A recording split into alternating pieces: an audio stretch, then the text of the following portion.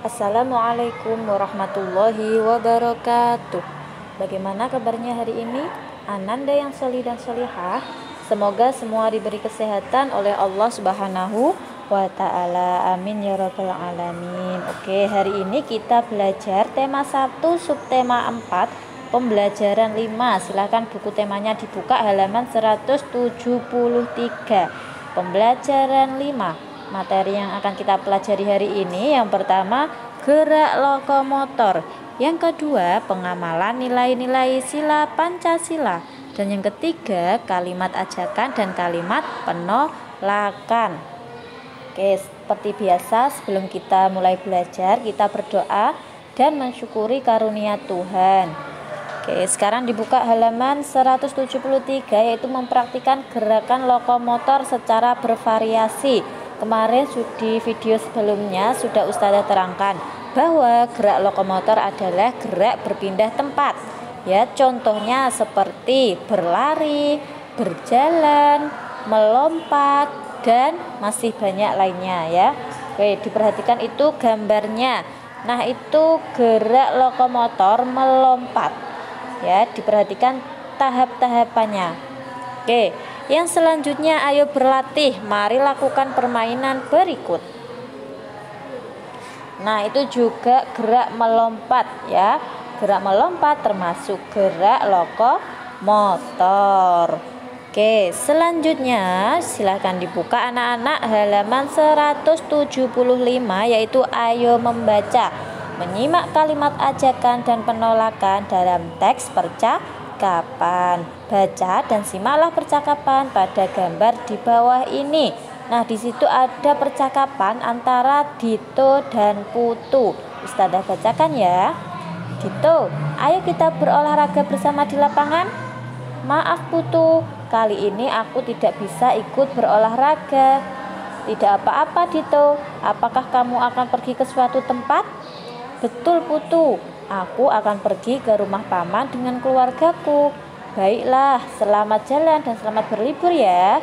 Terima kasih Putu.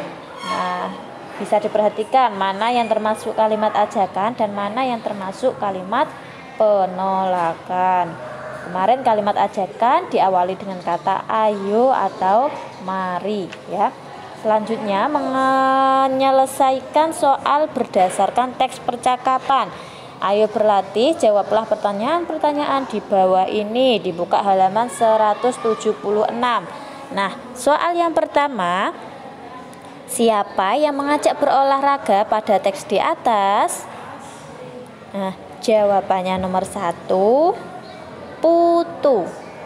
Soal nomor 2, apa maksud ajakan tersebut? Jawabannya untuk berolahraga. Nomor 3, siapakah yang menolak ajakan? Dito. Ya, betul. Nomor 4, mengapa ia menolak ajakan tersebut? Karena akan pergi ke rumah paman dengan keluarganya. Nomor 5, tuliskan kalimat penolakan yang diucapkan. Jawabannya, maaf Putu, kali ini aku tidak bisa ikut berolahraga. Oke, silahkan jawabannya disalin di buku tema kalian masing-masing ya. Untuk selanjutnya yaitu ayo membaca ya, halaman 178. Memahami nilai Pancasila dalam kehidupan sehari-hari. Dito menolak ajakan Putu dengan sopan. Sikap Dito dan Putu menunjukkan kerukunan dan persatuan. Menjaga persatuan dan kesatuan di masyarakat sesuai dengan pengamalan sila ketiga Pancasila. Ingat-ingat ya, menjaga persatuan dan kesatuan di masyarakat sesuai dengan pengamalan sila ketiga Pancasila. Oke, selanjutnya berilah tanda silang pada kolom yang tepat. Apakah sikap-sikap berikut ini sesuai atau tidak sesuai sila ketiga Pancasila? Nah, kita kerjakan satu persatu. Nomor 1, aktif melakukan siskamling bersama dengan warga lain. Jawabannya sesuai. Nomor 2, hanya bergaul dengan tetangga yang bersebelahan rumah saja. Nah, itu jawabannya tidak sesuai. Nomor 3, ikut kerja bakti mendirikan rumah warga miskin yang roboh. Jawabannya sesuai. Oke, alhamdulillah bisa disalin di buku masing-masing ya. Sekarang lanjut di pembelajaran 6. Materi yang akan kita pelajari, yang pertama operasi bilangan cacah, yang kedua pengamalan nilai-nilai sila Pancasila, dan yang ketiga kalimat ajakan dan kalimat penolakan. Nah, ayo membaca. Menyimak dongeng tentang kerukunan. Ketika menolak permintaan orang lain, kita harus mengucapkannya dengan sopan. Kerukunan akan terjaga bila kita bertutur kata dengan baik. Oke, sekarang ada kisah ya. Kisah dongeng tentang Bona si gajah. Dibuka halaman 181. Nah, di sini Ustazah bacakan, silahkan didengarkan. Kisah Bona si gajah. Di padang rumput yang luas hiduplah sekelompok gajah. Ada gajah bernama Bona dan Boni. Bona bersifat sombong karena merasa tubuhnya paling tinggi. Boni bersikap baik hati, tubuhnya tidak terlalu tinggi. Pada suatu hari, kakek gajah meminta tolong pada Bona dan Boni. Kakek gajah minta tolong diambilkan daun segar. Namun Bona menolak. Tidak mau, kek, saya sedang repot. Boni dengan sekuat tenaga mengambil daun segar untuk kakek gajah. Suatu hari Bona mendapat kesulitan. Bona jatuh, kakinya terjepit bebatuan. Teman-teman hewan lain tidak tega melihat Bona kesulitan. Mereka menolong Bona. Akhirnya Bona sadar bahwa saling menolong antar teman itu penting. Nah, kita sebagai manusia harus mempunyai rasa saling menolong. Jika ada teman yang kesusahan, kita harus menolongnya ya. Nah, mana yang termasuk kalimat penolakan? Nah, yang Ustazah garis bawahi, tidak mau, kek, saya sedang repot. Selanjutnya, ayo menulis.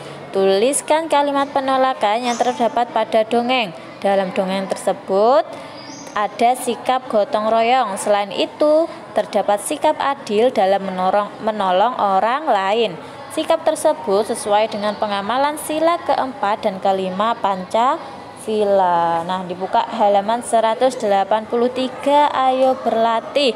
Hubungkan gambar pengamalan sila Pancasila yang dengan sila Pancasila yang sesuai. Di situ ada lambang kepala banteng dan padi dan kapas. Kepala banteng itu lambang sila keempat Pancasila dan dan padi dan kapas itu lambang sila kelima Pancasila.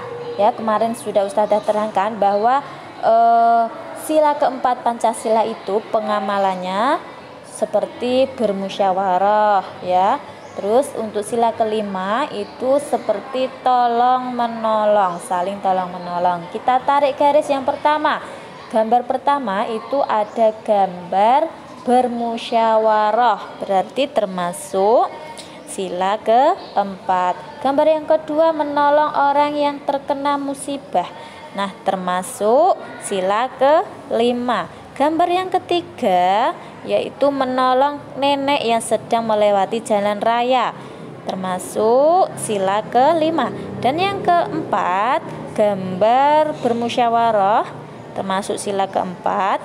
Dan yang gambar terakhir yaitu posyandu buah hati, termasuk sila yang kelima. Silakan ditarik garis ya di bukunya masing-masing. Selanjutnya halaman 184. Ayo berlatih, buatlah soal cerita dengan penyelesaian di bawah ini. Setelah itu selesaikan soal cerita buatanmu. Nah, ini Ustazah kasih satu contoh soal cerita ya, nanti yang lainnya bisa dikerjakan sendiri ya di rumah. Oke, contohnya kita buat soal cerita sesuai bilangan. Ibu membeli kue sebanyak 193 biji dan diberi ayah kue bolu sebanyak 117 Kemudian ibu memberikan kepada tetangga sebanyak 200 kue. Berapakah sisa kue sekarang? Nah, di situ berarti 193 ditambah 117 dikurangi 200. Kita membuat soal cerita. Oke. Untuk tugasnya melanjutkan membuat soal cerita, ayo berlatih tadi halaman 184. Alhamdulillah untuk pembelajaran hari ini sudah selesai. Semoga apa yang Ustazah terangkan bisa dipahami dan bisa bermanfaat buat kalian semua. Ya, akhirul kalam. Wassalamualaikum warahmatullahi wabarakatuh.